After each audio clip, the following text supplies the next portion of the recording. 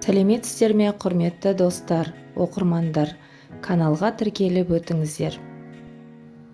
Жұртты басындырмаймын десеңіз, басыңызды тік ұстап жүріңіз. Адам ақша табу үшін денсаулығын құртады, ауруынан қайта сауығу үшін ақшасын жұмсайды. Бүгінгі күннің рахатын сезінбей, болашағын аңсайды.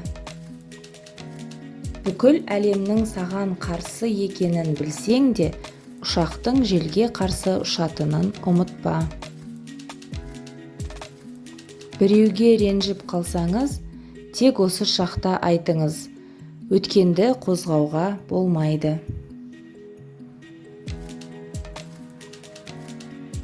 Басқалардың ойына кіріп шықпаған нәрсені сен бүгін жаса.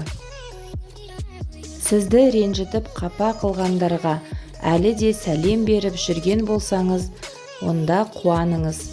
Сіз нағыз биік адамсыз.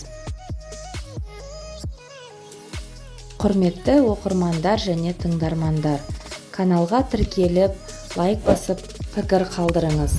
Сізге қажетті мағыналы сөздерді тыңдап, оқып, өміріңізді одан да жақсы жаққа қарай бұрыңыз. Сіздерге көп рахмет.